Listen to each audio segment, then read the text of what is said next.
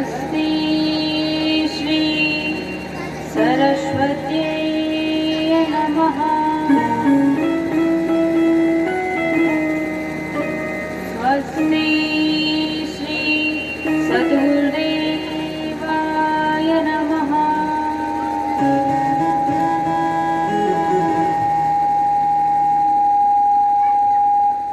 वक्रतुण्ड महाकाय सूर्यकोटि समप्रभा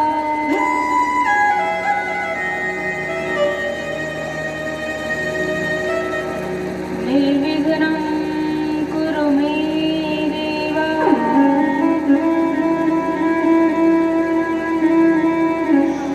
सर्वकार्येषु सर्वदा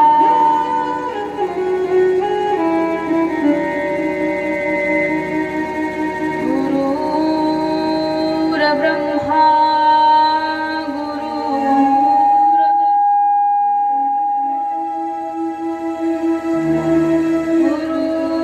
गुरुर्देवो महेश्वरा।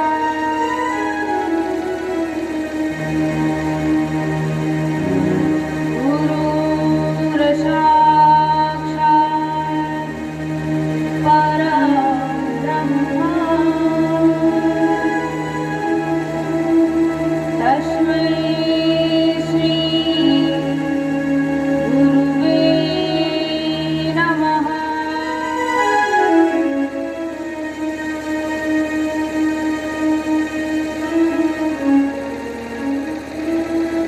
नारायणं नमस्कृत्यं नरं चैव नरोत्तमं देवीं सरस्वतीं व्यासं ततो जयमुदीरये।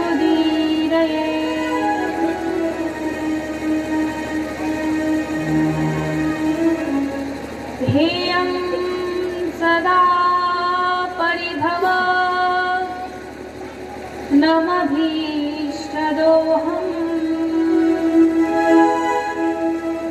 तीर्थास्पदं शिवविरञ्जिनुतं शरण्यम्।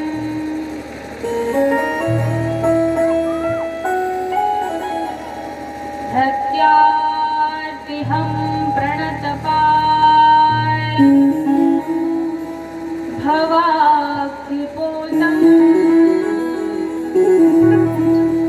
वन्दे महापुरुषते चरणारविन्दम्।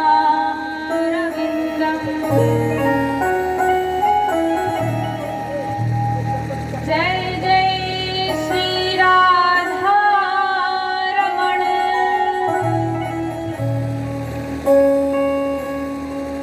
जय जय नवल किशोर।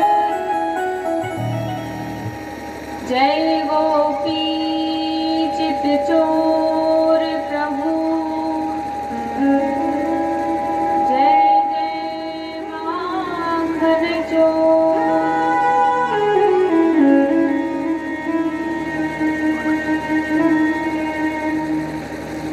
अपने अपने धर्म की सब काहू को भी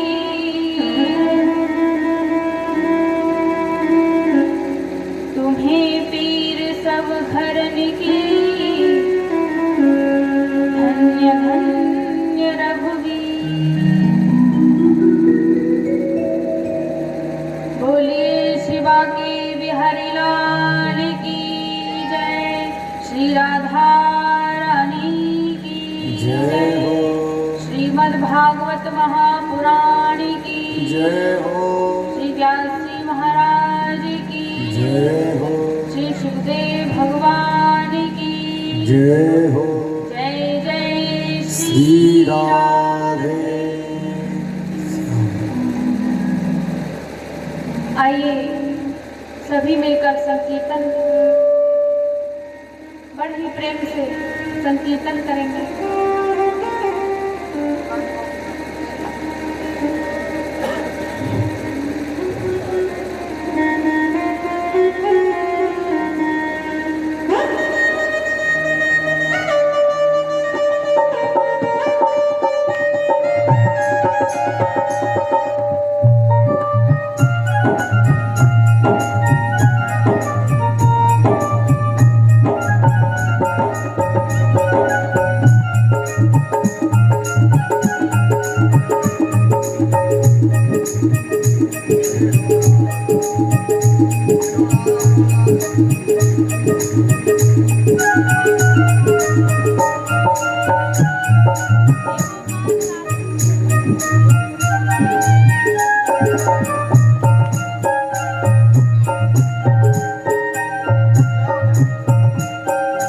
हे गोपाल राधे कृष्ण गोविंद गोविंद हे गोपाल राधे कृष्ण गोविंद गोविंद हे गोपाल राधे कृष्ण गोविंद गोविंद हे गोपाल राधे कृष्ण गोविंद गोविंद कृष्ण गोविंद गोविंद राधे गोविंद गोविंद कृष्ण गोविंद गोविंद राधे गोविंद गोविंद कृष्ण गोविंद गोविंद राधे गोविंद गोविंद कृष्ण गोविंद गोविंद राधे गोविंद गोविंद हे गोपाल राधे कृष्ण गोविंद गोविंद हे गोपाल राधे कृष्ण गोविंद गोविंद हे गोपाल राधे कृष्ण गोविंद गोविंद हे गोपाल राधे कृष्ण गोविंद गोविंद कृष्ण गोविंद गोविंद राधे गोविंद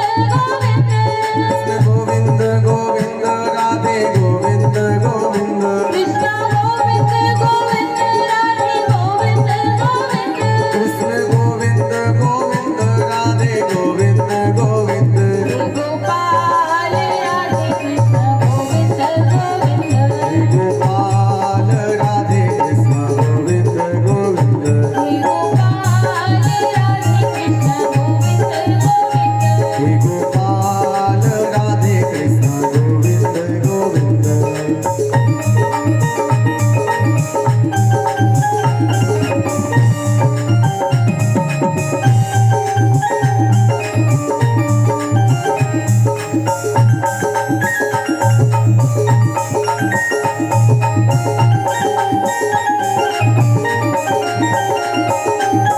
मधुर मधुर नाम सीताराम सीताराम हे मधुर मधुर राम सीताराम सीताराम मधुर मधुर नाम सीताराम सीताराम ओ मधुर मधुर राम सीताराम सीताराम सीताराम सीताराम सीताराम सीताराम सीताराम सीताराम सीताराम सीताराम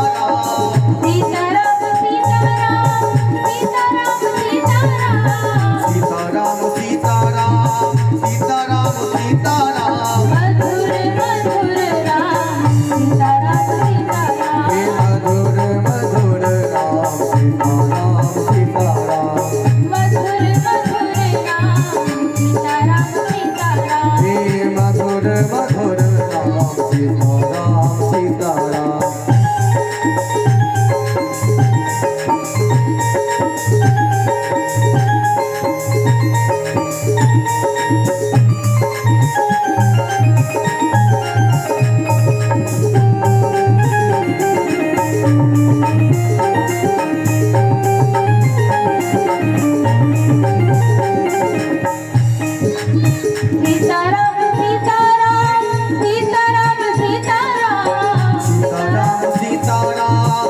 सीताराम सीताराम सीताराम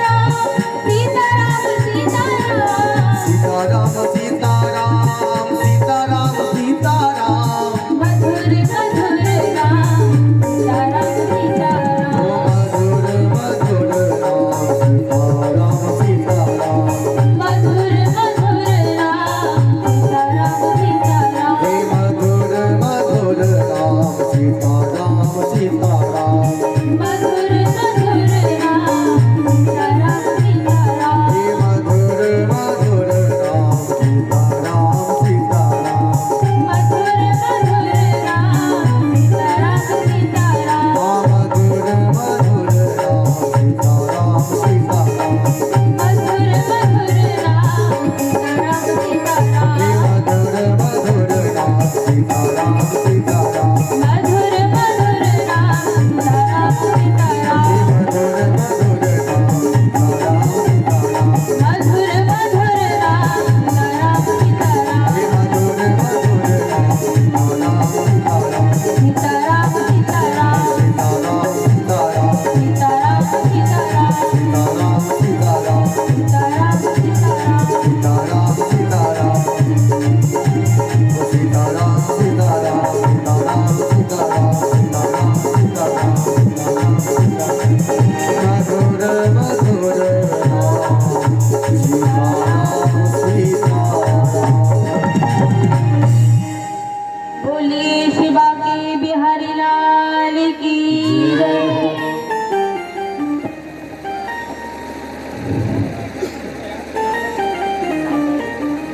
कारण करुणा वरुणालय भक्तवांछात कल्पतरु अनंत कोटि ब्रह्मांड नायक मर्यादा पुरुषोत्तम श्री लीला पुरुषोत्तम श्री राम एवं श्री कृष्णचंद्र जी महाराज, श्री राम कथा एवं श्री कृष्ण कथा के परम रसिक श्री हनुमान जी महाराज, कलिका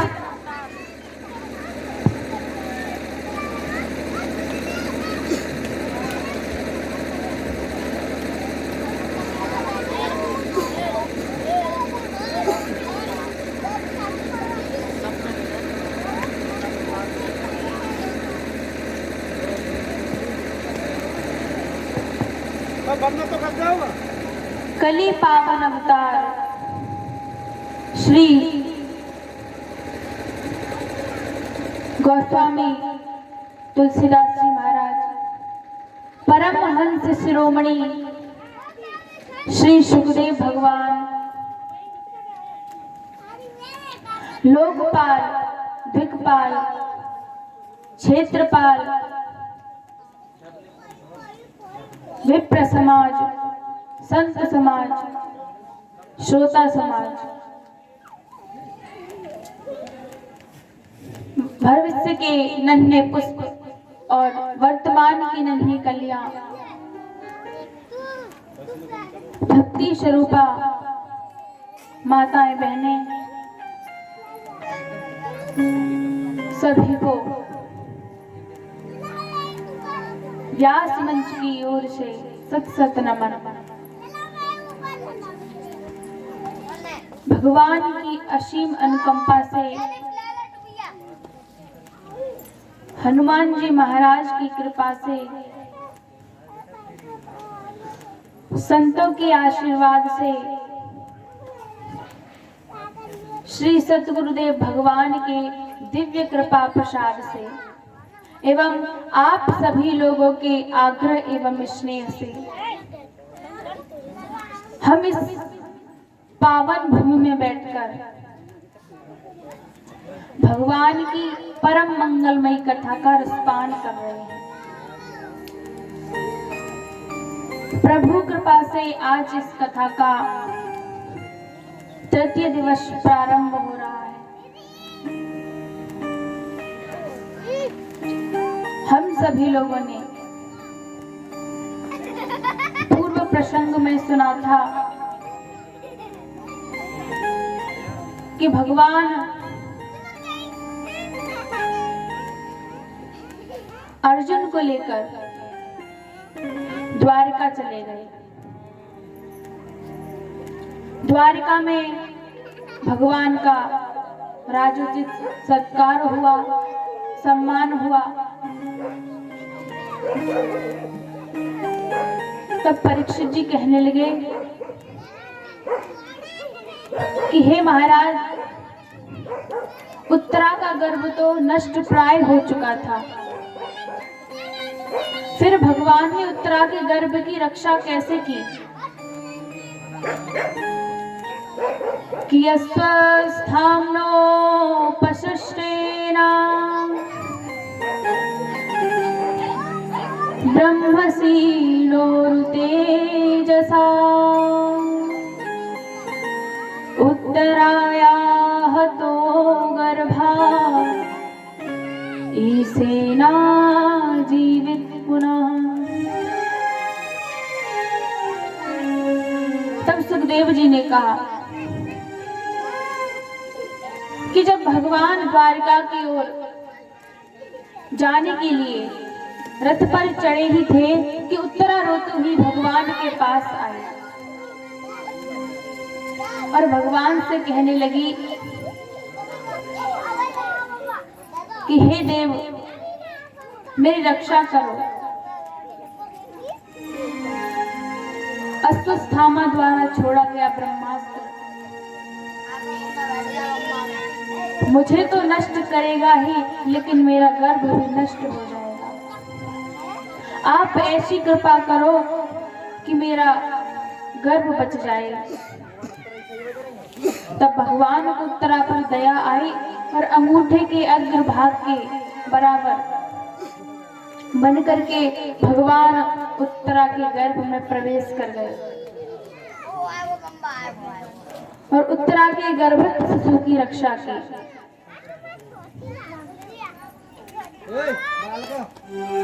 कुछ समय बाद उत्तरा ने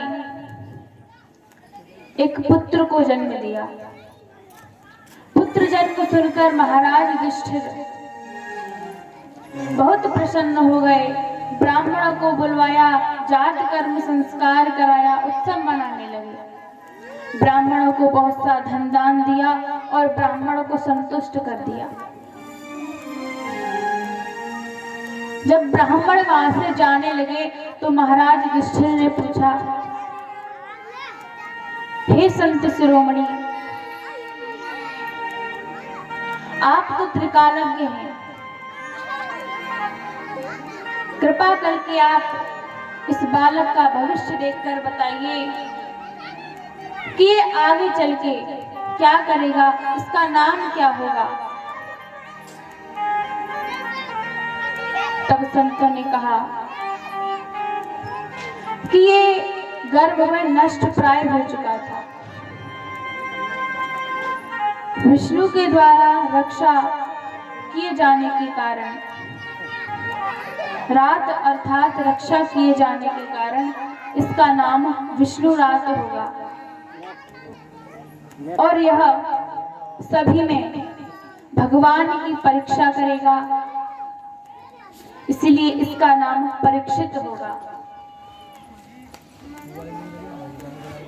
यह मनुपुत्र इक्ष्वाकु की तरह प्रजा पालन करेगा, धर्म पर चलेगा, अर्जुन की तरह धनुर्धर होगा और कई अश्वमेध यज्ञ करेगा, कलयुग का दमन करेगा और पृथ्वी पर धर्म की स्थापना करेगा। उसके बाद एक ब्राह्मण के अपमान के कारण इसे श्राप मिलेगा और फिर इसे तक्षक नाग डस लेगा, जिससे इसकी मृत्यु हो जाएगी। महाराज युधिष्ठिर ने यह सब सुना तो संतों से कहने लगे, आज तक हमारे कुल में किसी ने भी ब्राह्मणों का अपमान नहीं किया, एक यही बालक है जो कि आगे चल के ब्राह्मणों का अपमान करेगा।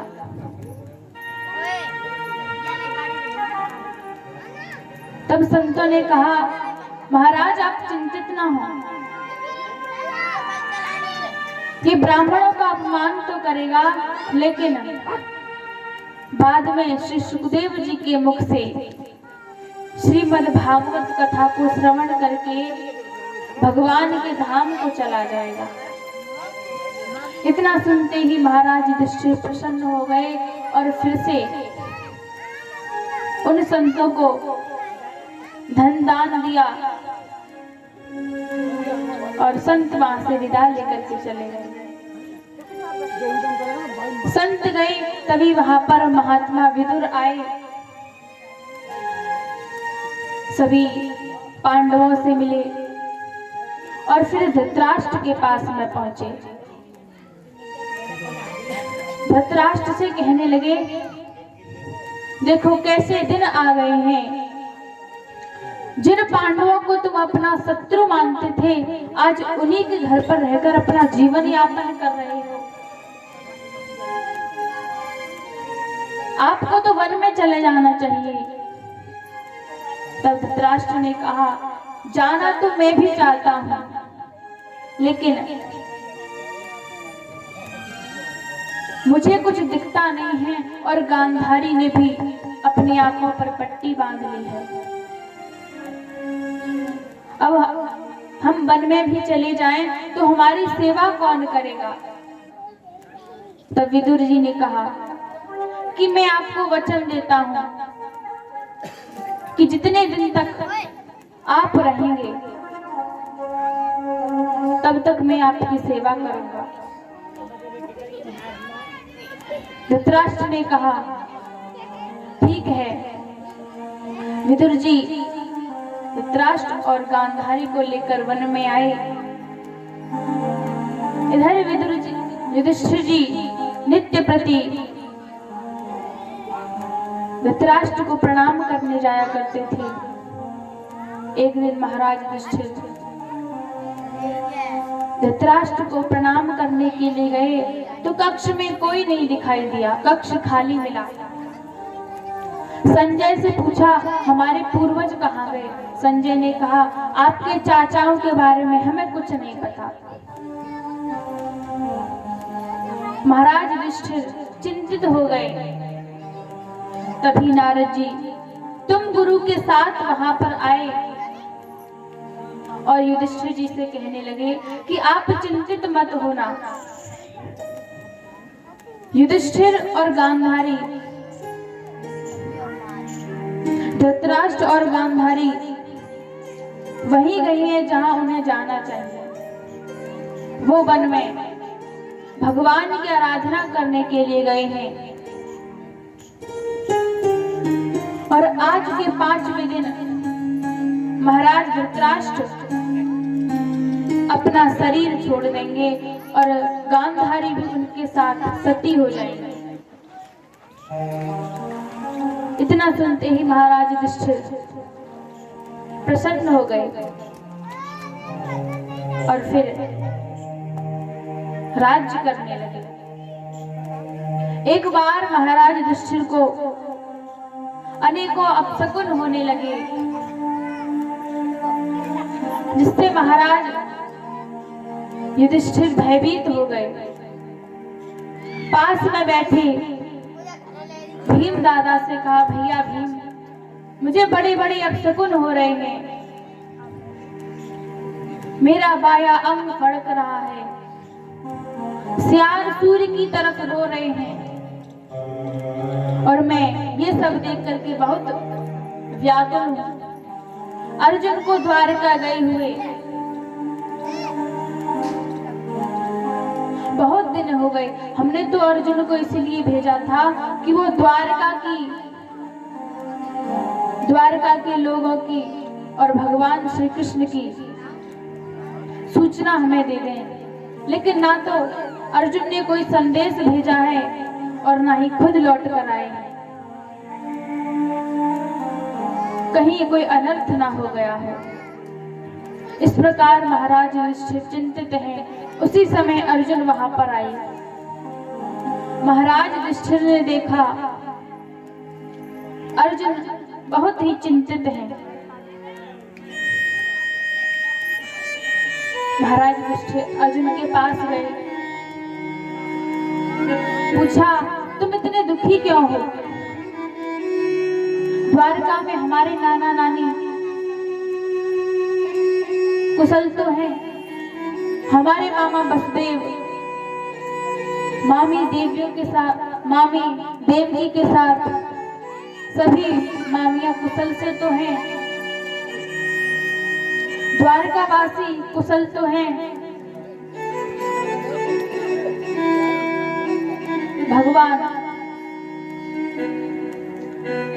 युधिष्ठिर जी ऐसे पूछ रहे हैं लेकिन अर्जुन कुछ नहीं बोल रहे हैं। युधिष्ठिर जी ने पूछा कि कहीं ऐसा तो नहीं कि तुमने किसी को बिना कुछ दिए ही वापस कर दिया हो, शरण में आई हुई का त्याग कर दिया हो? फिर भी अर्जुन कुछ नहीं बोले। युधिष्ठिर जी ने कहा कहीं ऐसा तो नहीं कि तुम द्वारका में बहुत दिन रहे हो, किसी ने तुम्हारा सम्मान ना किया हो?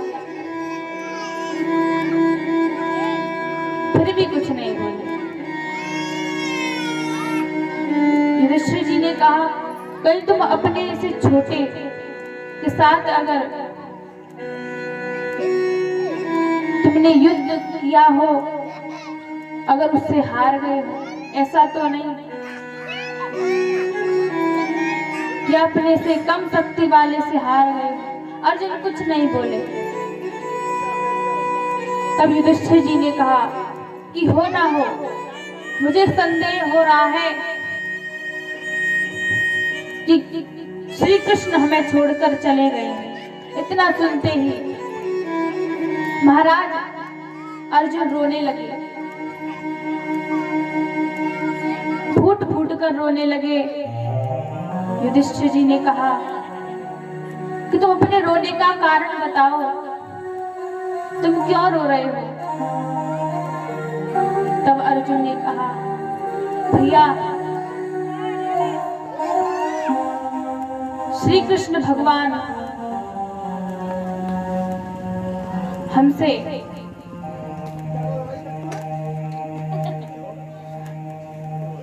श्री कृष्ण भगवान श्री हरि का अवतार लेकर हमारे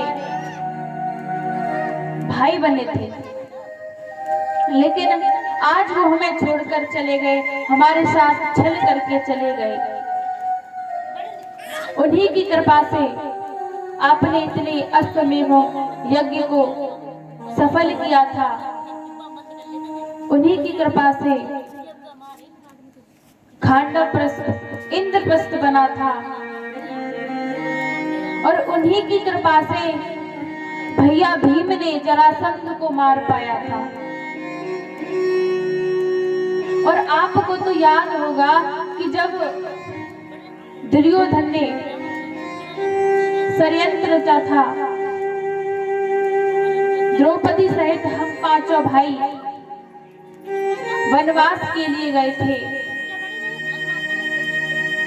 तो भगवान सूर्य ने द्रौपदी को अक्षय पात्र दिया था और कहा था कि जब तक तुम भोजन नहीं करोगे तब तक इसमें से अन्न समाप्त नहीं होगा।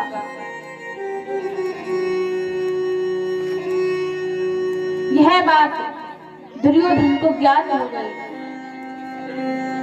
और उसने दुर्वासा जी के साथ 10,000 शिष्यों को बुलवाया और हमारे घर भोजन करने को कहा, और कहा कि उस समय जाना जिस समय द्रौपदी भोजन कर चुकी हो।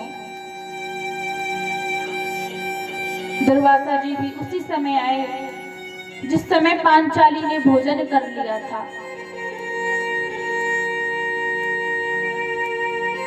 तब वो आपसे मिले और आपसे कहने लगे, हमें बहुत तेज से भूख लगी है। तब आपने कहा कि आप हमारे घर चल करके भोजन कीजिए। आपने उन सबको निमंत्रण दे दिया और पांचाली से कहा कि तुम अभी भोजन मत करना,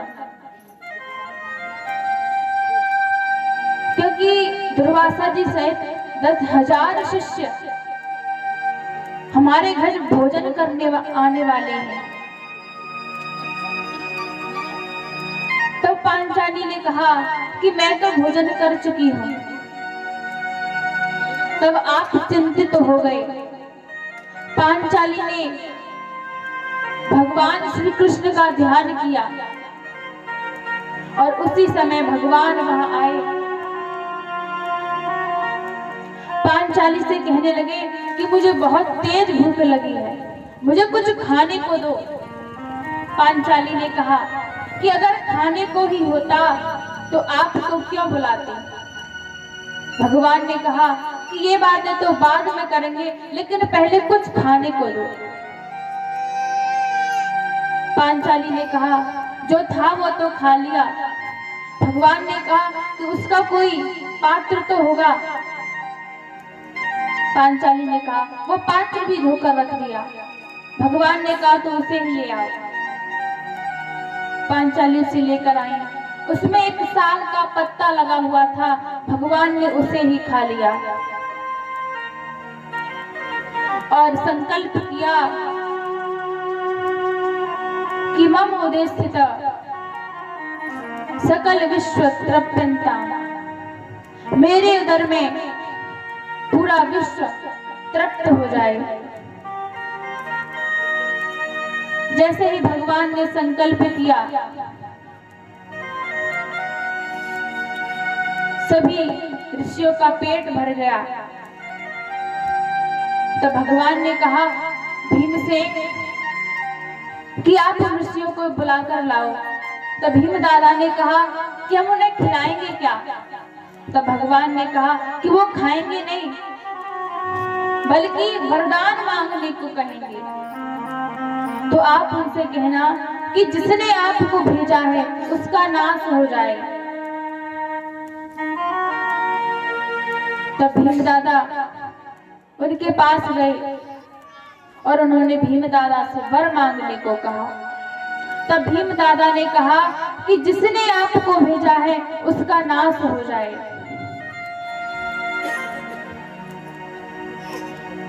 तब उन ऋषियों ने कहा जिसने हमें भेजा है उसका नाश तो तब होगा जब उसे हर्ष और शोक दोनों प्राप्त होंगे। इस प्रकार संत कहकर वहां से चले गए।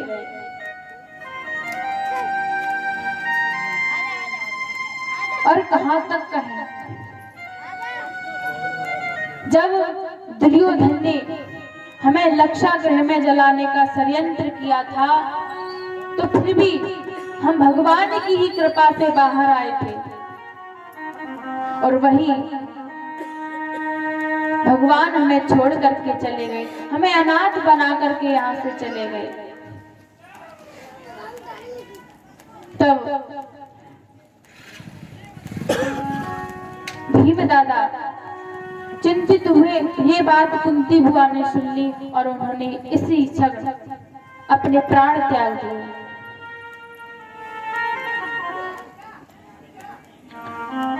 महाराज युधिष्ठिर भी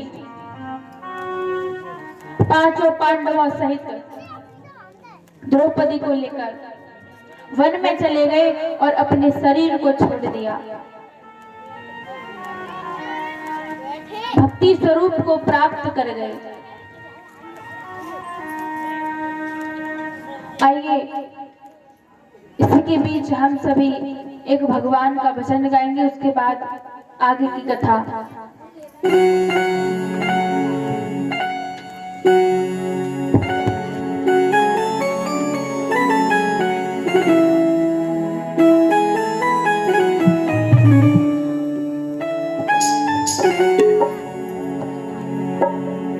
कि मिस्री से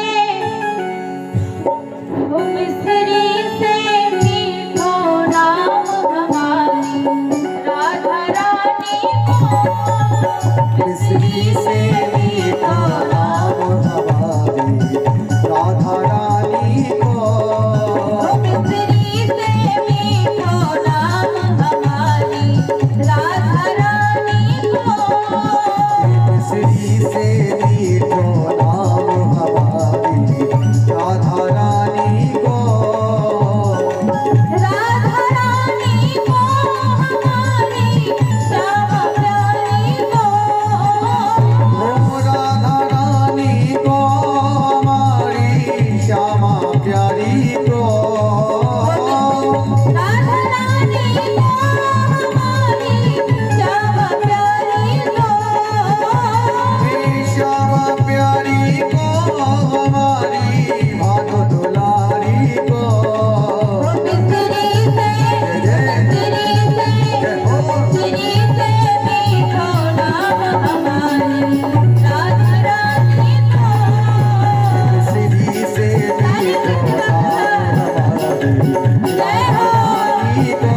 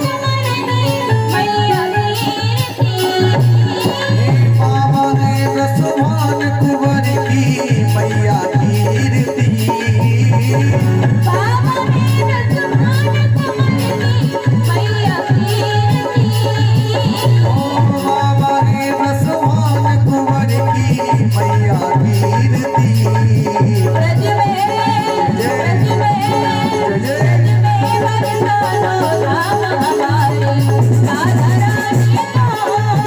मिश्री से मीठो नाम हमारी राधा रानी को। मिश्री से मीठो नाम हमारी राधा रानी को। मिश्री से मीठो नाम हमारी राधा रानी को। जय हो।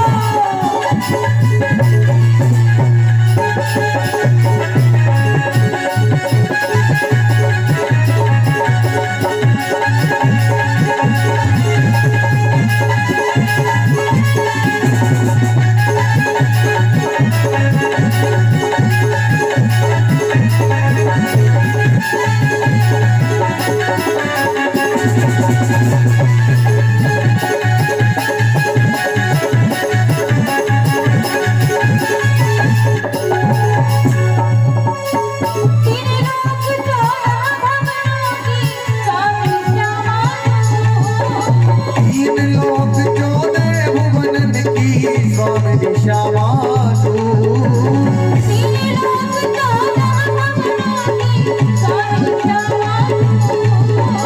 तीन लोक चौदह भुवन की स्वामी श्यामा तू।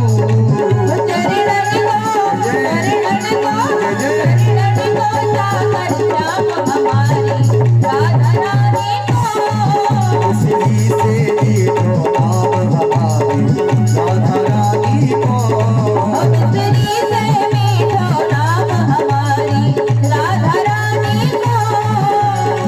राधा रानी को हमारी श्यामा प्यारी को।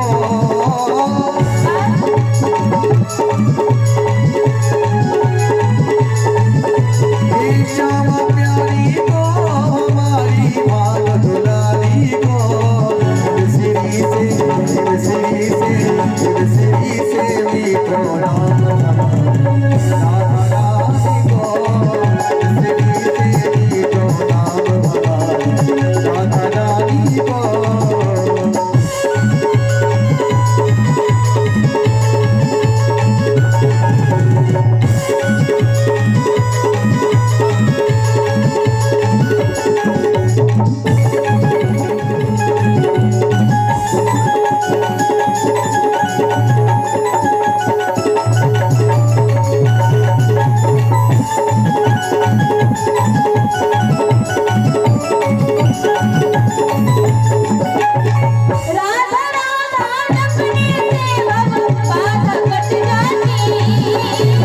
राधा राधा रटने से भव बाधा कट जाती। राधा राधा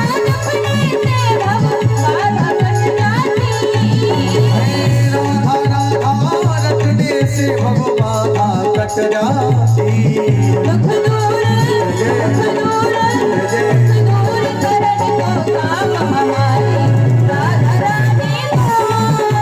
दूर करन को नाम हमारी राधा रानी को।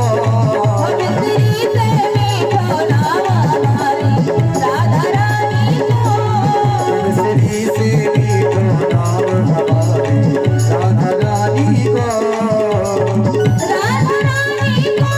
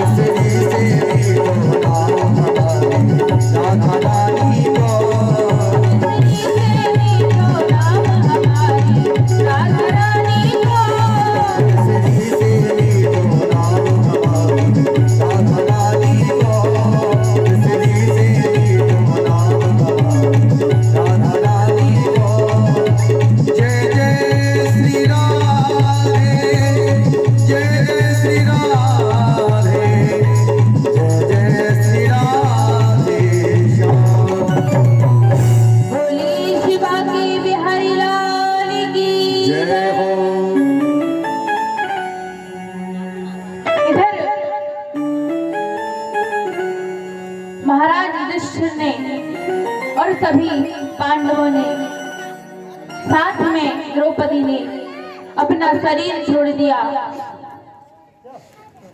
भगवत स्वरूप को प्राप्त हो गए। और इधर महाराज परीक्षित, इन्होंने अपने मामा की पुत्री ईरावती से विवाह किया और जन्मेजय, श्रुतसेन, उग्रसेन और भीमसेन नाम के 4 पुत्रों को उत्पन्न किया। कई अश्वमेध यज्ञ किए और एक बार महाराज परीक्षित ने पूरी पृथ्वी के राजाओं को अपने अधीन कर लिया, सभी को जीत लिया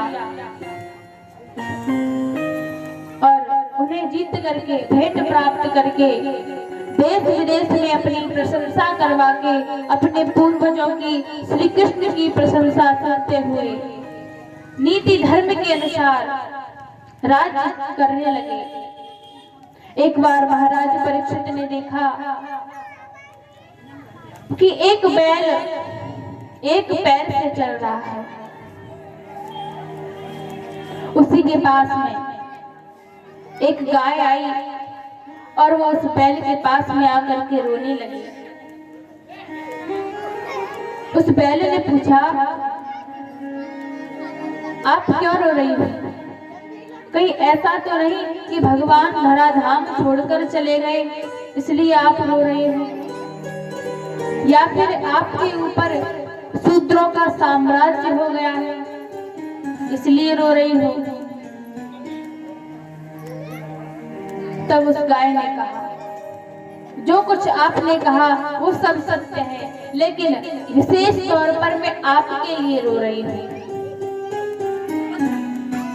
क्योंकि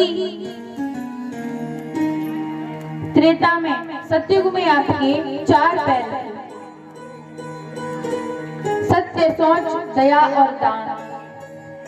लेकिन त्रेता आने पर आपका सत्य रूपी पैर टूट गया, द्वापर आने पर सोच रूपी चरण भी टूट गया और कलयुग आने पर आपका दया रूपी चरण भी टूट गया। केवल दान रूपी चरण बचा है, इसलिए मानसकार कहते हैं कि प्रगट 4 पग धर्म के, कलमहु एक प्रधान, हेन केन विधि दीने, दान करहि कल्याण। येन केन विधि दीजिए, दान करहि कल्याण। येन केन विधि दीजिए, दान करहि कल्याण। केवल दान रूपी चरण बचा है, इसीलिए नारद जी कहते हैं कि सत्यम नास्ति तपः शौचम, दया दानम न विद्यते। सत्य नहीं है, तपस्या नहीं है, पवित्रता नहीं है, दया नहीं है, केवल दान ही धर्म का मार्ग है। इस प्रकार गाय और बैल वार्तालाप कर रहे थे कि इतने में एक शूद्र राजा वहां पर आया और गाय और बैल को अनाथों की भांति पीटने लगा। महाराज परीक्षित ये सब देख रहे थे। महाराज परीक्षित उस राजा को ललकारने लगे और उसकी ओर दौड़े। महाराज परीक्षित को देखकर वह भयभीत हो गया और वहां से भाग गया। महाराज गाय और बैल के पास आए, पूछा, आप कौन हो? और ये राजा कौन है जो आपको इस तरह से मार रहा था। तब गाय और बैल ने कुछ नहीं बोला। महाराज परीक्षित ने कहा, ये कोई और नहीं बल्कि कलयुग है, और आप बैल रूप में साक्षात धर्मदेव हो और गाय रूप में साक्षात पृथ्वी देवी हो।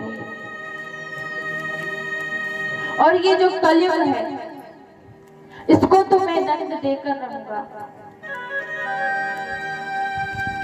आपके दुख को दूर अवश्य करूंगा। ऐसा कहकर महाराज परीक्षित उस कलयुग के पीछे दौड़ने लगे। कलयुग ने देखा, महाराज परीक्षित के चरण पकड़ लिए। महाराज परीक्षित विचार करने लगे कि शरण में आए हुए का त्याग नहीं करना चाहिए, और ये मेरी शरण में आया है, इसलिए मैं इसे मारूंगा तो नहीं, लेकिन दंड दिए बिना छोड़ूंगा भी नहीं। कलयुग से कहा कि निकल जा मेरे राज्य से। कलयुग ने कहा, महाराज पूरी पृथ्वी पर तो आपका ही राज्य है, फिर मैं कहां पर रहूंगा, मेरे लिए कोई स्थान दो। तब महाराज परीक्षित ने कहा कि जहां पर जित क्रीड़ा होती हो, मदिरा पान होती हो, हिंसा होती हो और वेश्यागमन होता हो, तुम वहां जाकर रहो।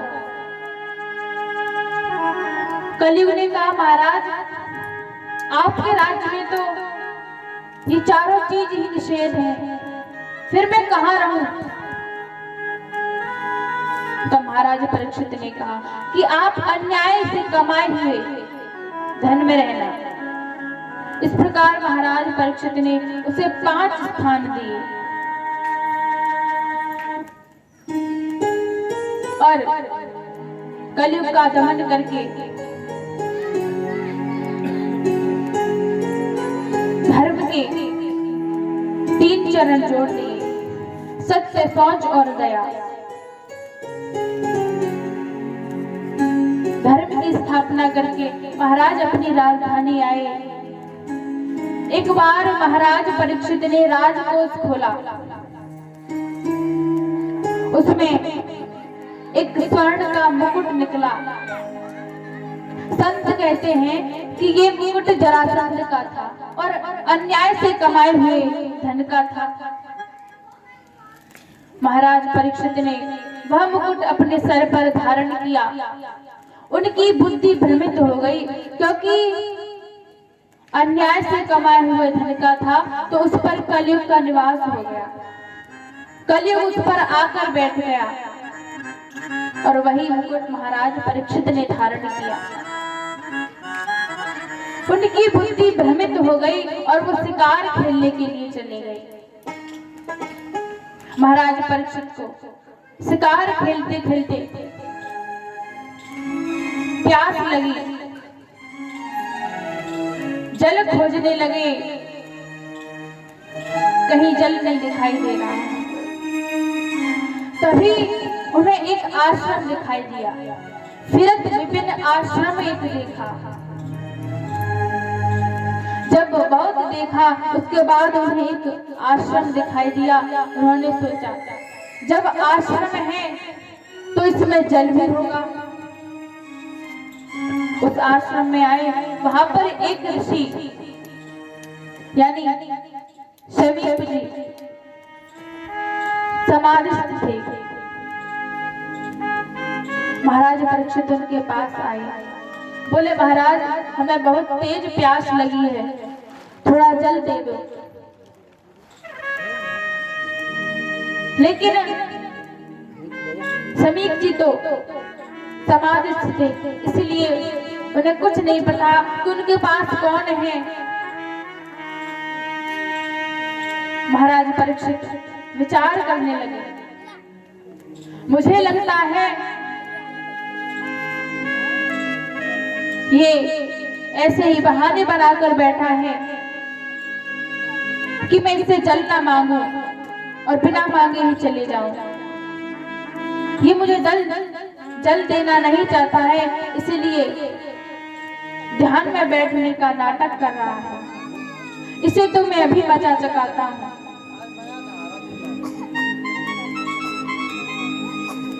तभी पास में ही एक मरा हुआ सर्प पड़ा था।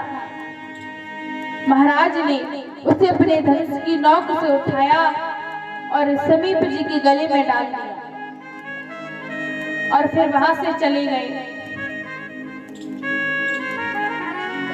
महाराज समीप के एक पुत्र थे श्रृंगी,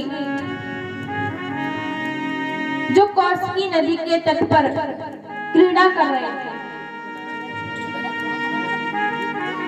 तभी एक मुनि पुत्र ने जाकर उनको ये सारा वृत्तांत सुनाया।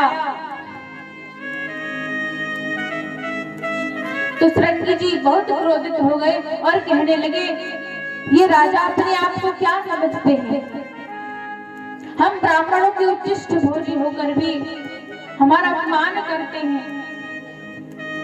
अपने हाथ में कौशिकी नदी का जल लिया और अभिमंत्रित करते हुए कहा कि जिसने भी इस मर्यादा का उल्लंघन किया है, वह आज के 7वें दिन उसे तक्षक डसेगा और उसकी मृत्यु हो जाएगी। महाराज श्रृंगी जी ने इस प्रकार श्राप दे दिया और अपने पिताजी के पास आकर मुक्त कंठ से रुदन करने लगे। समीप जी ने पूछा, बेटा तुम क्यों रो रहे हो? अपने रुदन का कारण बताओ। श्रृंगी जी ने कहा, श्रृंगी जी ने सारा वृत्तांत सुनाया। तो महाराज समीप जी कहने लगे कि जिस राजा को तुमने श्राप दिया है, वैसा राजा न आज से पहले कोई हुआ है और ना ही हो सकता है। आप अपना श्राप वापस ले लो। महाराज श्रृंगी जी कहने लगे, पिताजी मैंने कभी स्वप्न में भी मिथ्या भाषण नहीं किया है, मैं अपना श्राप वापस नहीं ले सकता।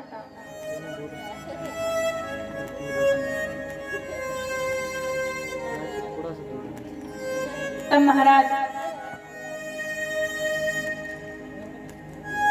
समीप जी ने अपने शिष्य गौरमुख इत्यादि के शास्त्र में महाराज परीक्षित के पास भेजा और कहा कि आज के 7वें दिन आपको तक्षक डसेगा, इसलिए आप अपने उद्धार के लिए कोई साधन ढूंढ लीजिए जिससे आपका उद्धार हो सके। महाराज परीक्षित ने यह सुना और अपने पुत्र को जन्मेजय को राज्य दिया और गंगा नदी के तट पर जाकर बैठ गए। महाराज परीक्षित के पास अनेकों संत मिलने के लिए आए। महाराज परीक्षित ने उनसे 2 प्रश्न किए। अति शीघ्र मरने वाले पुरुष को क्या करना चाहिए? सर्वश्रेष्ठ साधन कौन सा है? लेकिन कोई भी कुछ नहीं बोला। तभी वहां पर सर्वभूत हृदय श्री सुखदेव जी का आगमन हुआ। श्री सुखदेव जी का सभी ने सम्मान किया। सुखदेव जी बालू निर्मित आसन पर विराजमान हुए और महाराज परीक्षित ने सुखदेव जी से भी 2 प्रश्न किए कि मरणासन्न पुरुष को क्या करना चाहिए, सिद्धि और साधन का स्वरूप क्या है। तब सुखदेव जी ने कहा, वरीयाने सते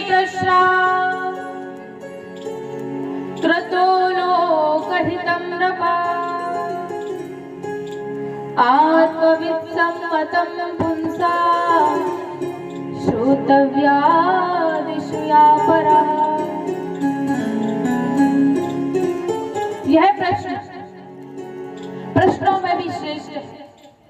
प्रश्न वही श्रेष्ठ होते हैं जो अपना और किसी और का कल्याण करे। प्रश्न वही श्रेष्ठ होते हैं। और तुम्हारा प्रश्न तो जगत का कल्याण करने वाला है। इससे जगत का कल्याण होगा। मैं आपको वह भागवत सुनाने जा रहा हूं जो मैंने अपने पिता कृष्ण जुपाइयों से श्रवण की थी। वही कथा मैं आपको सुनाने जा रहा हूं। महाराज परीक्षित ने कहा, हे प्रभु, मैं इतने कम समय में उस कथा को कैसे श्रवण कर पाऊंगा? मेरे पास तो मात्र 7 दिन हैं। तब महाराज परीक्षित सुखदेव जी ने कहा, हे राजन, आप इतने चिंतित क्यों हो? आपके पास तब भी 7 दिन हैं, लेकिन पूर्व काल में एक खटवांग नाम के राजा हुए। जब उन्हें ज्ञात हुआ कि उनकी मृत्यु 2 घड़ी के बाद होने वाली है, तो वो उसी समय सबको छोड़कर सरयू नदी के तट पर गए और ध्यान धारणा के माध्यम से भगवान को प्राप्त कर गए। आपके पास तो 7 दिन है। महाराज परीक्षित ने कहा कि ये ध्यान धारणा क्या है? तब सुखदेव जी ने कहा, ध्यान धारणा के लिए सबसे पहले आसन को जीतना चाहिए। कि जितासनो जित श्वासो जित संगो जितेन्द्रिया स्थूले भगवतो रूपे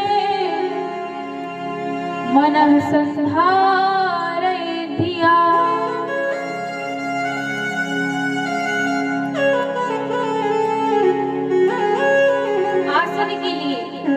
ध्यान धारणा के लिए सबसे पहले आसन को जीतो। जितना हो सके उतना एक ही आसन पर बैठो। जब आसन जीत लो तो श्वास पर विजय प्राप्त करो। जब श्वास पर विजय प्राप्त कर लो तो संग को जीतो, क्योंकि संग से कामना की उत्पत्ति होती है। और जब काम पूर्ण नहीं होता तो क्रोध की उत्पत्ति होती है। इसलिए संग को जीतो। परीक्षित जी ने कहा कि भगवान सृष्टि कैसे करते हैं? सुखदेव जी ने कहा, जो प्रश्न आपने मुझसे किया है वही प्रश्न नारद जी ने ब्रह्मा जी से किया था। एक बार ब्रह्मा जी समाधिस्थ थे। नारद जी आए, प्रतीक्षा करने लगे। जब ब्रह्मा जी की समाधि खुली, पूछने लगे कि पूरा संसार आपका ध्यान करता है, आपकी तपस्या करता है, लेकिन आप किसका ध्यान करते हो? तब नारद जी के ऐसे पूछने पर ब्रह्मा जी ने कहा, मैं उसका ध्यान करता हूँ जो पूरे जगत का सृजक है। ये पूरा संसार जिसके अधीन है, मैं उसी का ध्यान करता हूँ। परीक्षित जी ने नारद जी ने कहा कि इस संसार का लक्षण क्या है? ये किसके अधीन है? ये सब मुझे बतलाओ। ब्रह्मा जी ने कहा कि एक बार भगवान नारायण की इच्छा हुई सृष्टि विस्तार की, तो उनकी नाभि से स्वर्ण कमल उत्पन्न हुआ और उस स्वर्ण कमल से मैं उत्पन्न हुआ। जब मैं उत्पन्न हुआ तो मुझे कुछ समझ नहीं आ रहा था कि मुझे किसने जन्म दिया है, मेरा जनक कौन है, मेरा नाम क्या है, मैं कौन हूँ, मुझे कुछ समझ नहीं आया। तभी मैं विचार ही कर रहा था, तभी मुझे पानी में पानी गिरने की आवाज आई, टपकी आवाज आई और मैंने उसे ही अपना लक्ष्य मानकर तपस्या प्रारंभ कर दी। मैं तपस्या करने लगा। मेरी तपस्या से भगवान प्रसन्न हुए, भगवान ने मुझे दर्शन दिए और चतुश्लोकी भागवत का उपदेश दिया और वही भागवत मैंने आपको सुना दी।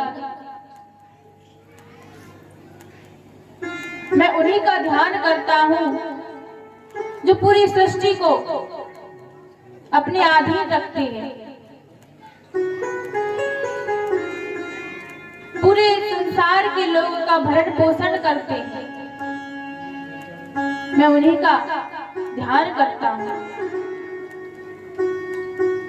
इस प्रकार समाधान पाकर नारद जी प्रसन्न हो गए और वीणा बजाते हुए वहां से चले गए।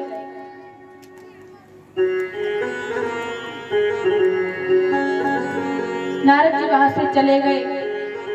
तब परीक्षित जी ने कहा, हे महाराज, भागवत का लक्षण क्या है, इसका स्वरूप क्या है? सुखदेव जी ने कहा कि यत्र सर्गो विसर्गश्च स्थानं पोषणमूर्तयः मनवन्तरे सानुकथा निरोधो मुक्तिराश्रयः।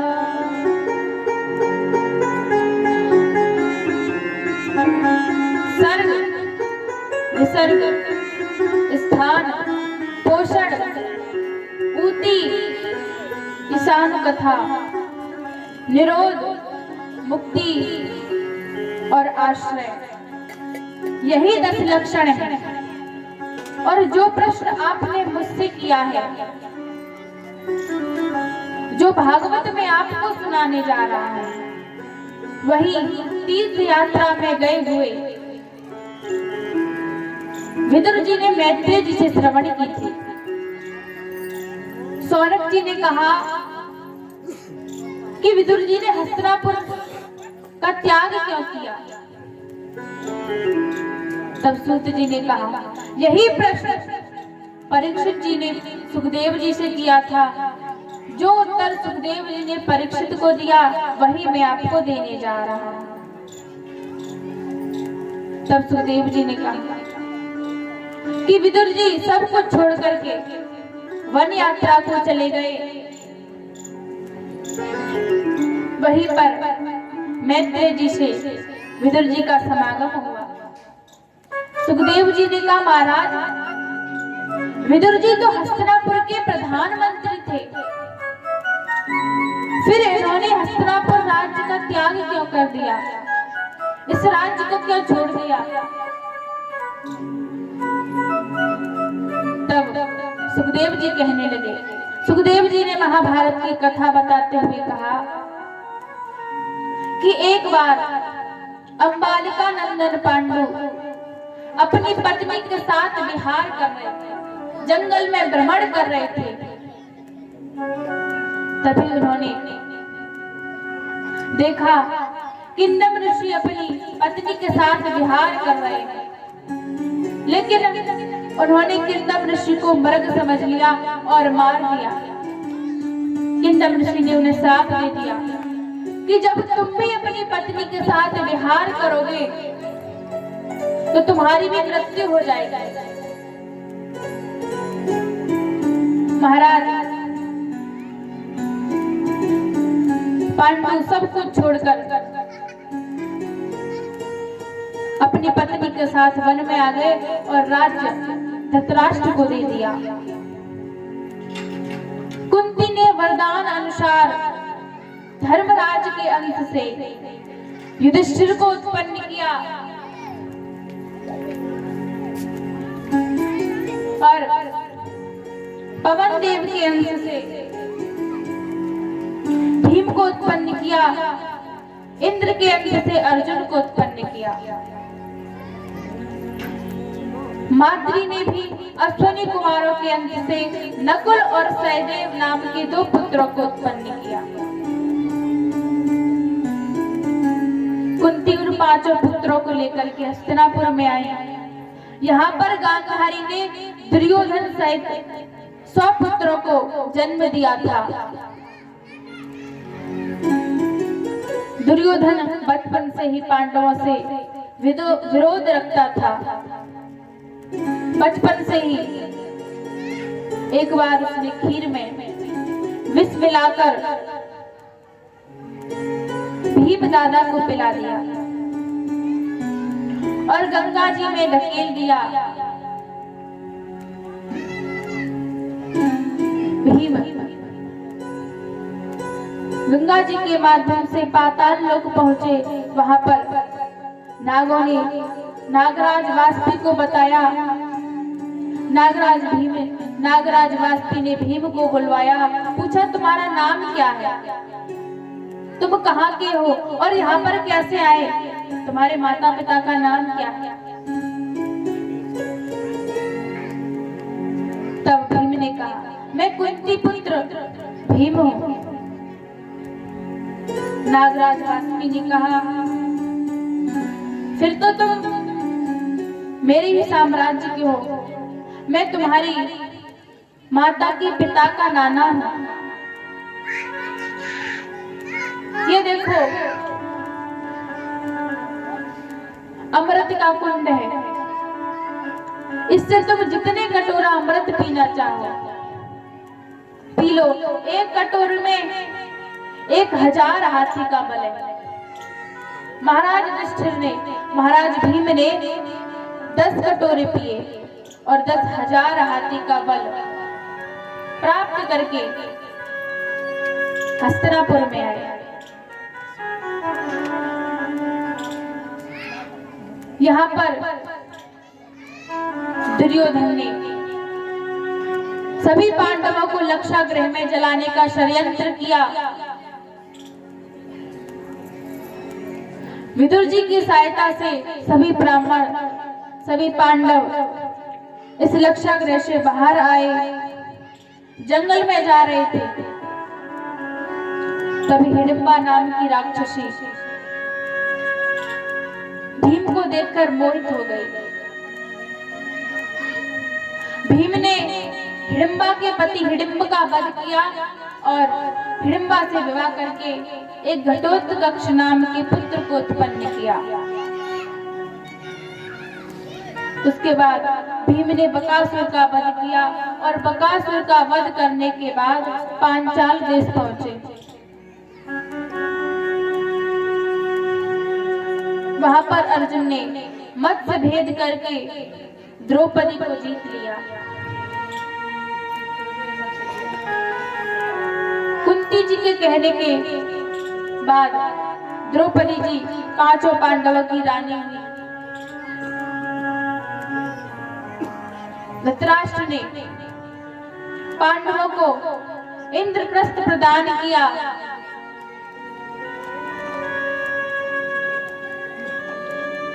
दुर्योधन के कहने पर दुशासन ने द्रौपदी का चीरहरण किया।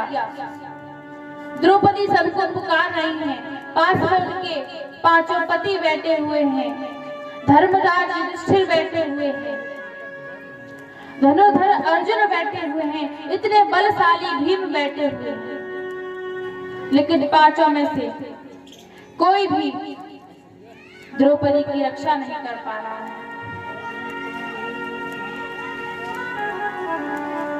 द्रौपदी सबसे सहायता मांग रही है, लेकिन सभी नीचे मुख करके खड़े हुए हैं। तब द्रौपदी भगवान को पुकारने लगी।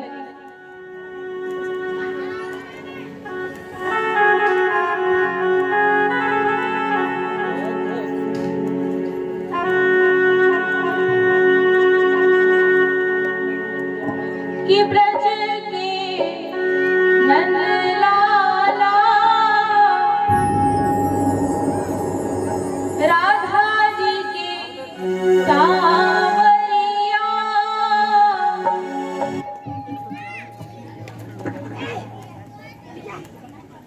ब्रज के नंद लाला राधा जी के सांवरिया, सब दुख दूर हुए जब तेरा नाम लिया। वो ब्रज के नंद लाला राधा जी के सांवरिया, मेरे सब दुख दूर हुए जब तेरा नाम लिया। ओ ब्रज के नंद लाला राधा जी के सांवरिया, सब दुख दूर हुए जब तेरा नाम लिया। वो ब्रज के नंद लाला राधा जी के सांवरिया, सब दुख दूर हुए जब तेरा नाम लिया। अभी सारी की जगह जय हो।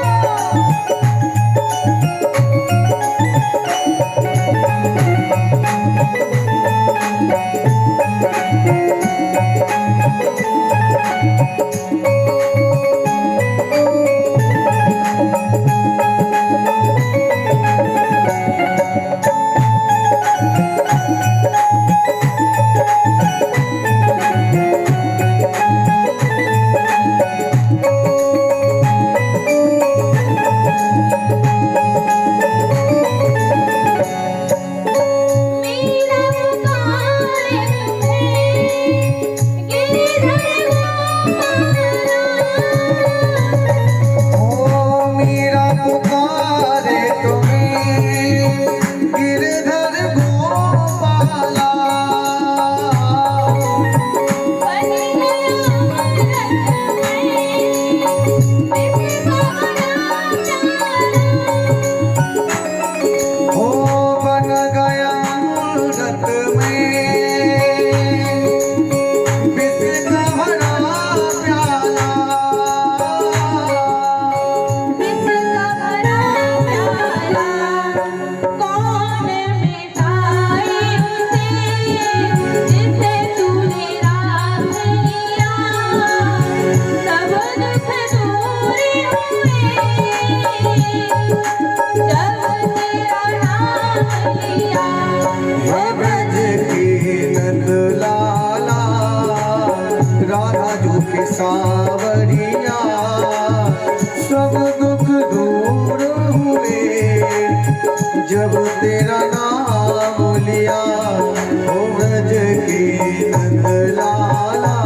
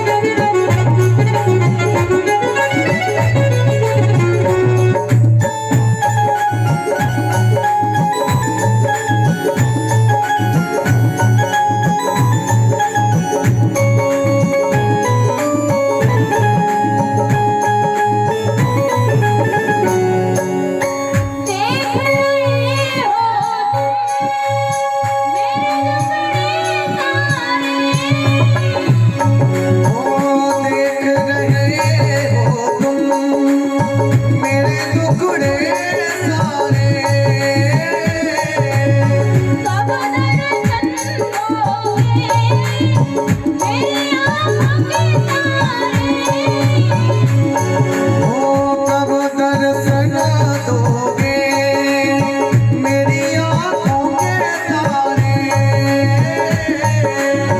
मेरी आँखों के तारे अधर पर मुरली है कांधे कांवरिया सब दुख दूर हुए जब तेरा नाम लिया। ओ ब्रज के नंदलाला राधा जी की कांवरिया सब दुख दूर हुए जब तेरा नाम लिया। ओ ब्रज के नंदलाला राधा जो के सावरिया सब दुख दूर हुए जब तेरा नाम लिया।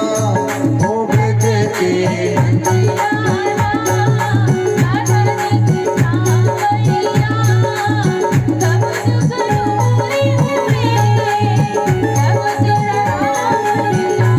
मेरे सब दुख दूर हुए जब तेरा नाम लिया। ओ ब्रज के नंदलाला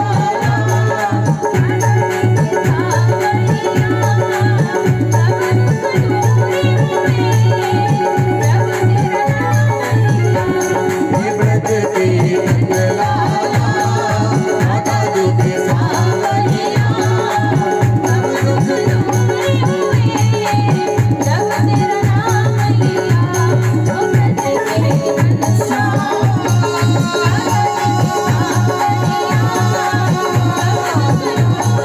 मेरे श्याम मेरे श्याम मेरे श्याम मेरे श्याम। बोलिए शिवा के बिहारी लाल की जय। द्रौपदी जी सभी को पुकार रही है, कोई भी द्रौपदी जी की सहायता नहीं कर पा रहा। तभी द्रौपदी जी ने भगवान को पुकारा कि हे द्वारिकाधीश, अब तुम ही मेरे सहारे हो, यहाँ पर मेरी कोई भी सहायता नहीं कर सकता, अब तुम ही मेरी आकर सहायता करो, मेरी लाज बचाओ। द्रौपदी की पुकार को सुनकर भगवान प्रकट हुए और भगवान ने द्रौपदी का चीर बढ़ा दिया, द्रौपदी की लाज को बचा लिया। इस प्रकार भगवान ने द्रौपदी को ऐसे दुष्ट लोगों के बीच से उनकी लाज को बचाया।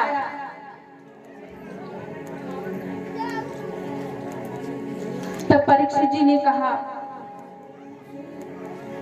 हे महाराज, उसके बाद क्या हुआ? तब कहा कि दुर्योधन ने पुनः जुआ खेला पांडवों के साथ और इस बार शर्त लगाई कि जो भी पक्ष हारेगा उसे 12 वर्ष का तो वनवास होगा और 13वें वर्ष का अज्ञातवास भोगना होगा। अगर अज्ञातवास में किसी के द्वारा कोई पहचान लिया जाता है तो पुनः 12 वर्ष का वनवास और 13वें वर्ष का अज्ञातवास भोगना। पांडव हार गए।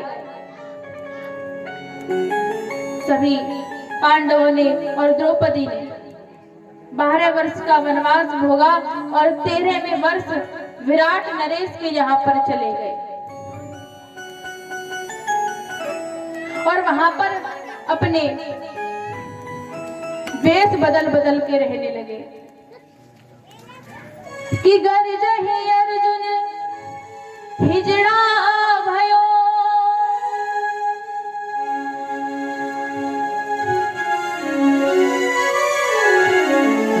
और गरजहि गोविंद धेनु चराही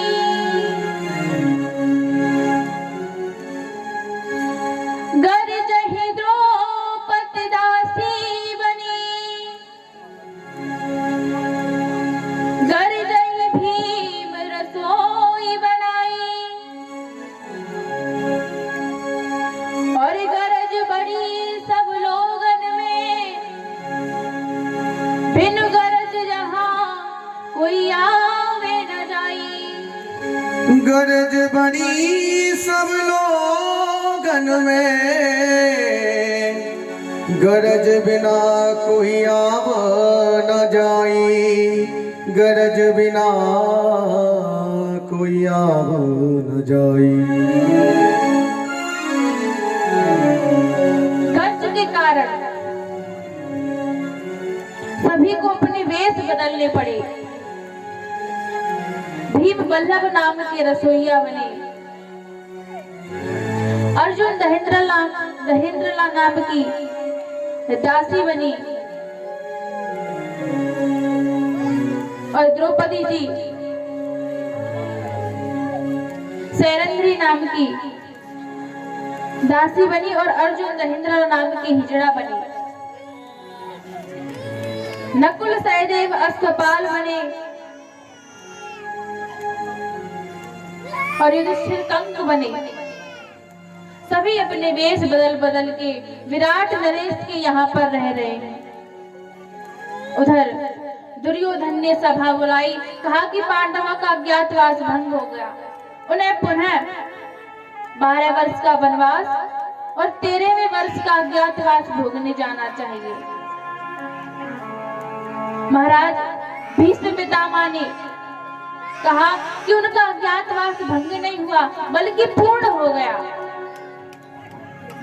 तब युधिष्ठिर जी ने दुर्योधन ने कहा कि ऐसा नहीं है।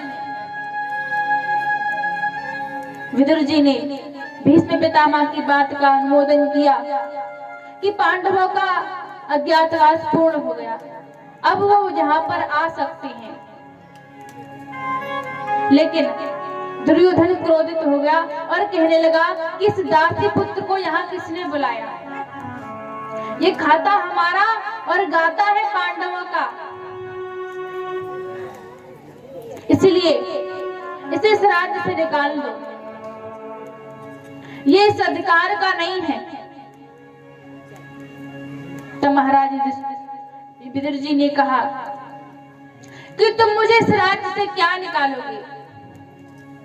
मैं स्वयं ही इस राज्य से इस्तीफा लेना चाहता हूँ, क्योंकि संत कहते हैं कि जिस स्थान पर मान ना हो, सम्मान ना हो, उस स्थान पर ना तो जाना चाहिए और ना ही कभी रुकना चाहिए।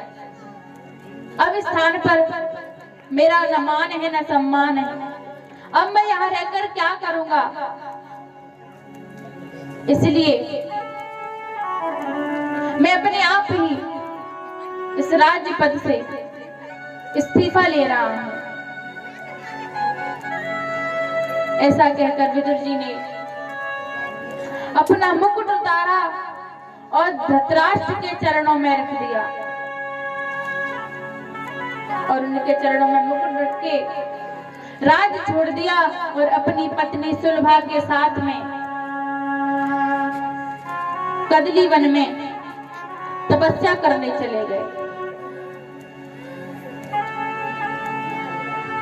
ये कथा भागवत की थी, इससे आगे महाभारत की कथा है। भगवान पांडवों के शांति दूत बन करके चुपके से राज्यसभा में आए और कौरवों से कहा कि पांडवों को उनका राज्य वापस कर दो या फिर उन्हें कोई 5 ग्राम दे दो। तब कौरवों ने कहा सूचिका दुर्भावं न दश्यामि बिना युद्धे न केशव। तुम 5 गांवों की बात कर रहे हो, मैं बिना युद्ध के उन्हें सुई की नोक के बराबर भी भूमि नहीं दूंगा।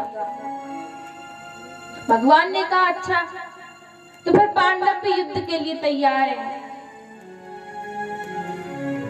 इतना सुनकर दुर्योधन क्रोधित हो गया, लेकिन भीष्म पितामह के कहने पर उसने भगवान से कहा, अरे ये बातें तो बाद में होती रहेंगी, भोजन का समय हो गया, भोजन कर लेते हैं। भगवान ने कहा कि भोजन दो स्थिति में किया जाता है,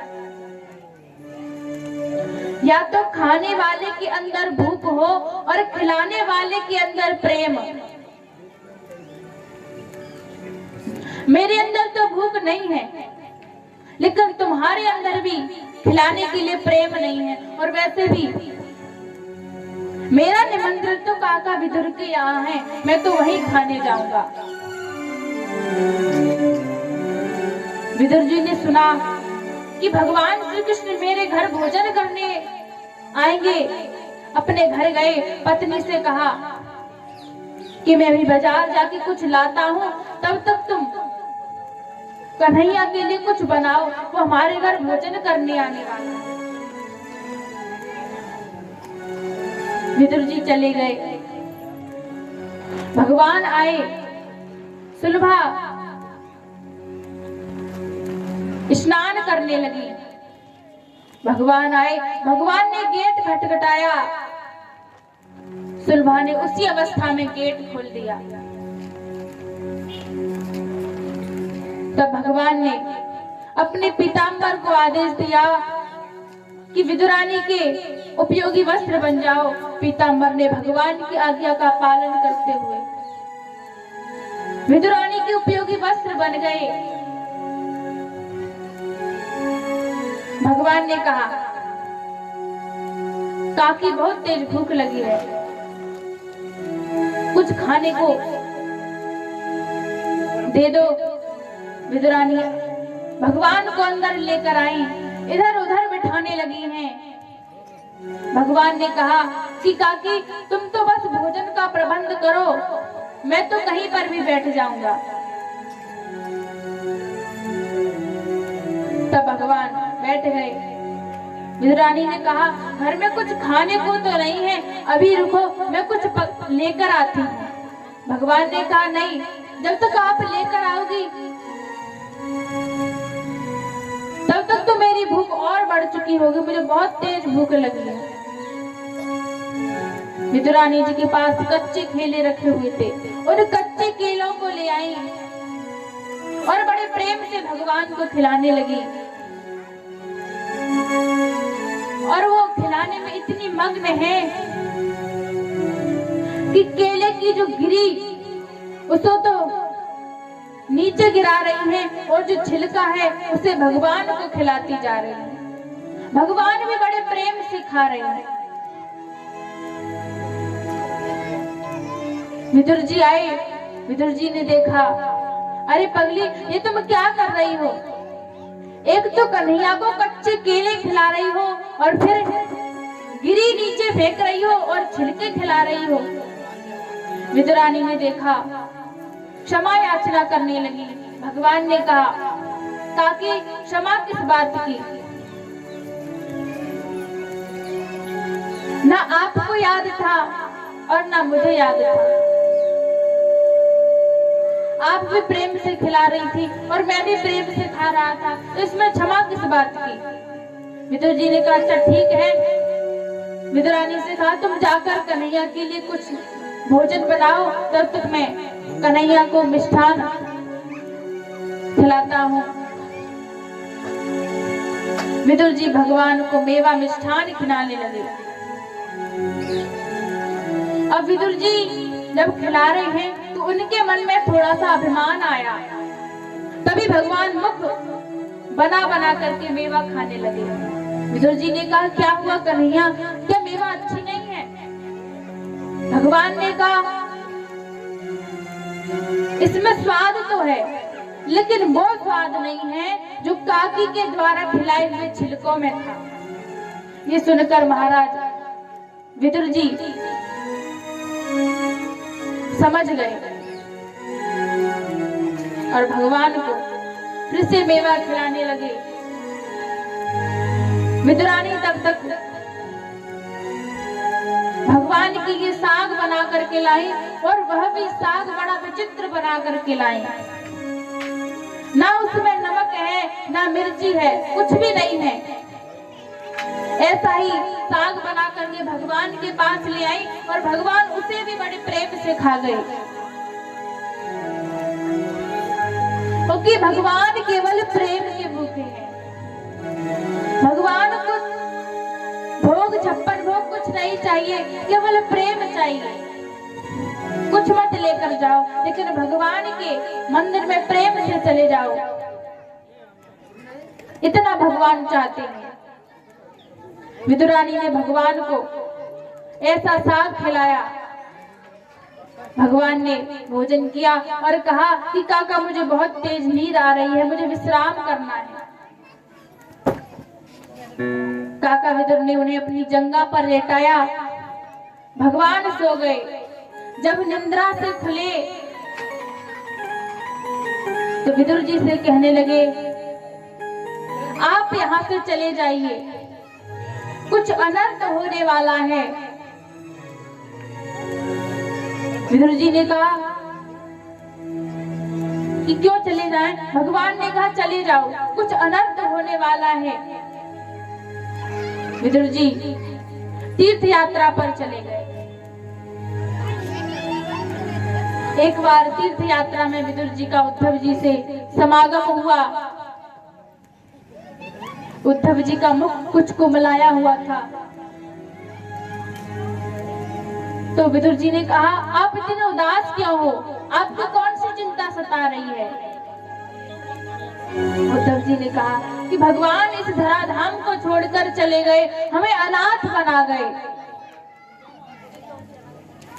तब विदुर जी ने कहा, आप तो श्री कृष्ण के साथ रहे हो, आपने तो उनकी सभी लीलाएं देखी हैं, कृपा करके आप हमें उनकी कथाओं के बारे में बताओ। उद्धव जी ने कहा, जो पूतना भगवान को विष पिलाने आई, भगवान ने उसे भी वीर गति को प्राप्त कर दिया। वृंदावन में रहकर अनेकों दैत्यों को मारा, अनेकों लीलाएं की, उज्जैन में जाकर विद्या प्राप्त की, द्वारिका में कई विवाह किए और फिर महाभारत युद्ध करा के और हमें सफलता प्राप्त करवा के अपने धराधाम को चले गए। विदुर जी ने कहा कि आपने कृष्ण चरित्र बहुत ही संक्षेप से सुनाया है, कृपा करके आप मुझे विस्तार से श्री कृष्ण चरित्र सुनाइए। तब उद्धव जी ने कहा, मैं अभी इस स्थिति में नहीं हूँ, आप हरिद्वार चले जाओ, वहां पर मैत्रेय जी आपको श्री कृष्ण कथा विस्तार से सुनाएंगे। विदुर जी हरिद्वार गए, मैत्रेय जी से समागम हुआ, प्रणाम किया और सृष्टि के बारे में प्रसन्न किया। सृष्टि के बारे में प्रश्न किया। तब मैत्रेय जी ने कहा कि भगवान ने सबसे पहले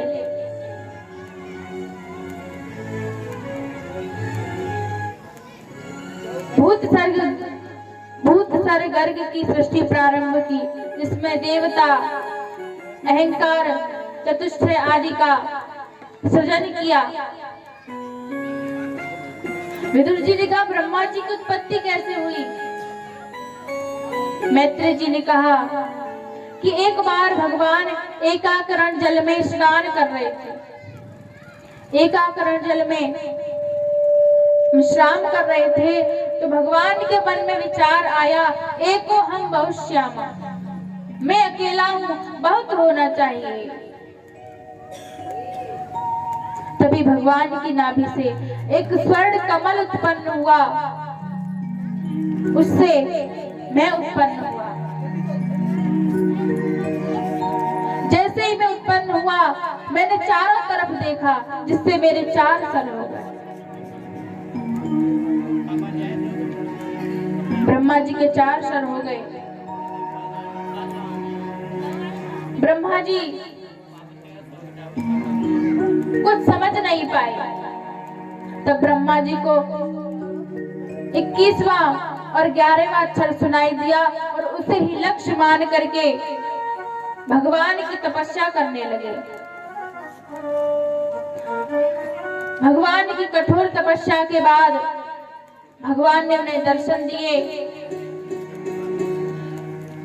और कहा कि सृष्टि का विस्तार करो। ब्रह्मा जी ने कहा, लेकिन मैं हूँ कौन, मेरा जनक कौन है, मेरा नाम क्या है? भगवान ने कहा, तुम मुझ ब्रह्म में से उत्पन्न हुए हो, इसलिए तुम्हारा नाम ब्रह्मा है। अब तुम इस सृष्टि का विस्तार करो। ब्रह्मा जी ने कहा कि सृष्टि के बारे में मुझे कुछ ज्ञान नहीं है, मैं कुछ जानता नहीं हूँ। भगवान ने कहा, तो तुम पुनः तपस्या करो, उसके बाद तुम जब चाहोगे, जिस वस्तु की तुम्हें आवश्यकता होगी, उसे तुम उसी समय प्राप्त कर सकते हो। ब्रह्मा जी ने पुनः तपस्या की और मानसी सृष्टि का सृजन किया। 10 सृष्टि उत्पन्न की, जिनमें से हम मनुष्य का भी सृजन किया गया, देवताओं का भी सृजन हुआ।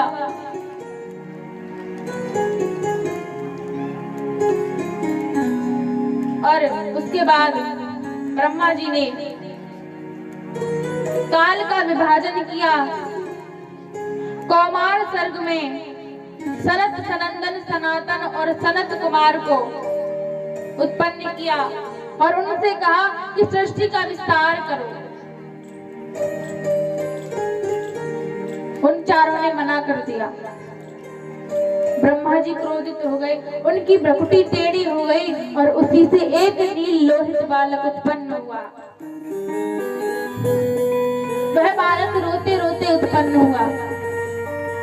उसने पूछा, मैं कौन हूँ, मेरा नाम क्या है? ब्रह्मा जी ने कहा, कि तुम रोते रोते उत्पन्न हुए हो, इसीलिए तुम्हारा नाम रुद्र है। अब तुम सृष्टि का विस्तार करो। शंकर जी ने कहा, विचार किया कि पिता की आज्ञा है, सृष्टि का विस्तार करो। पिता की आज्ञा की अवहेलना नहीं कर सकते।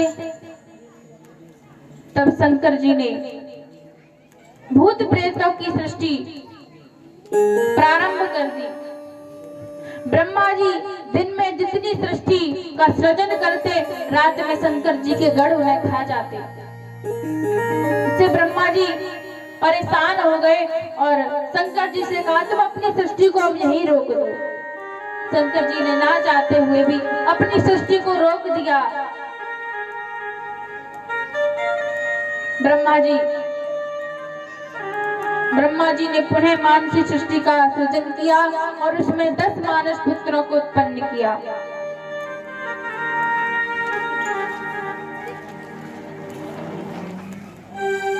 दस मानस पुत्रों को उत्पन्न किया कि मरीचियत्रियंगिरसो पुलस्य पुलह क्रतु भृगुर्वसिष्ठो दक्षश्च दशमस्सन्नारदः।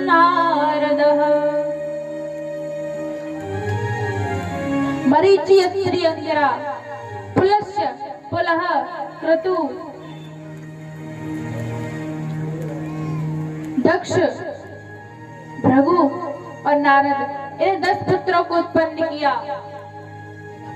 इनमें से नारद जी ने तो भगवान की शरण चुनी और सभी ने ग्रैष्ठ धनुष स्वीकार किया।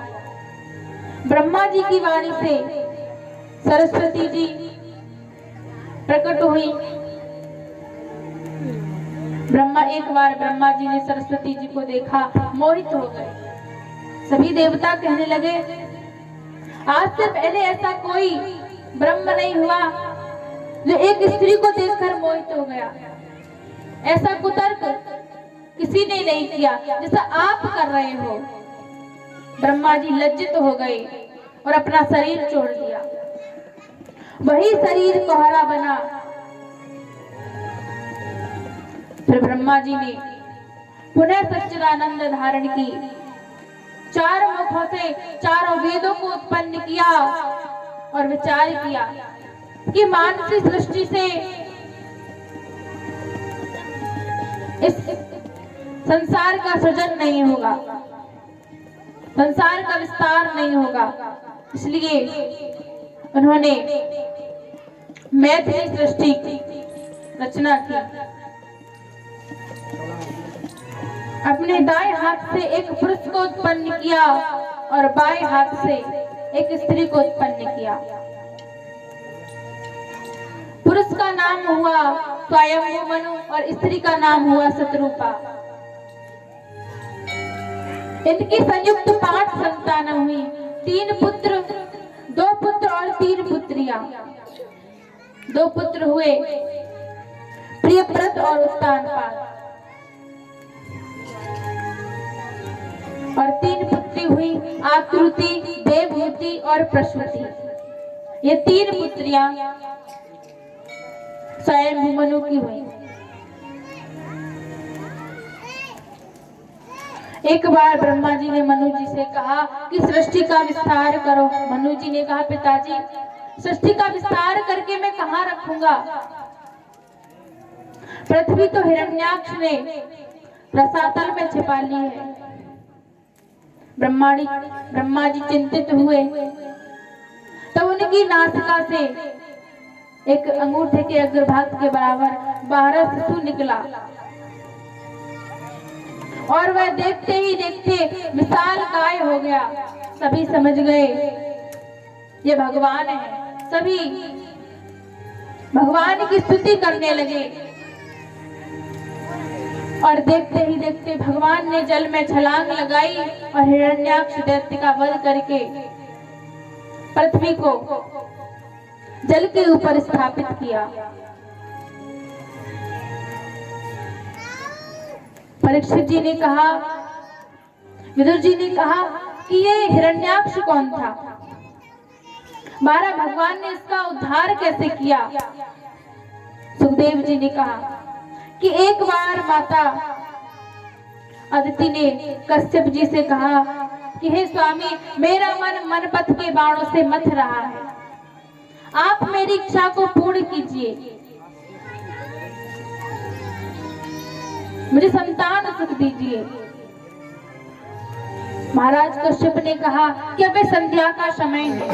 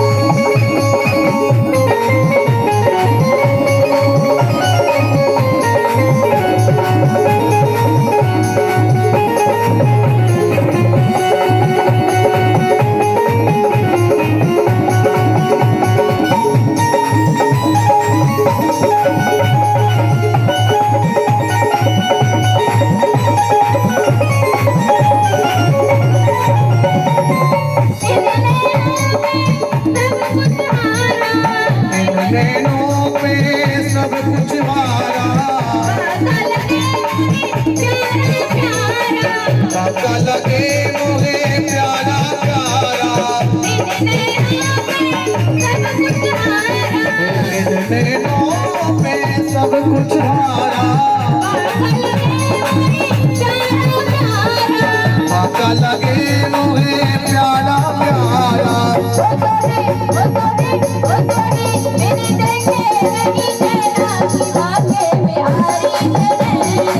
कर गए दिल के कोना के बाके बिहारी के देना,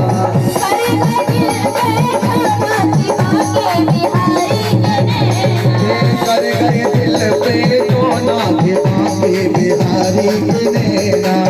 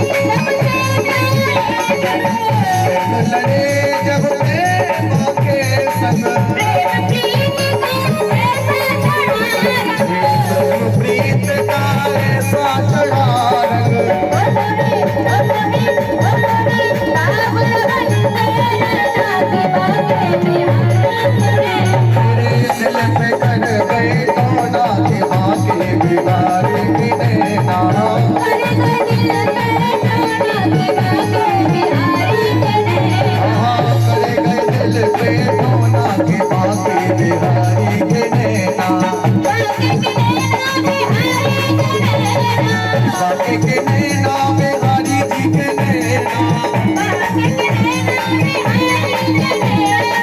बाके के नैना बिहारी के नैना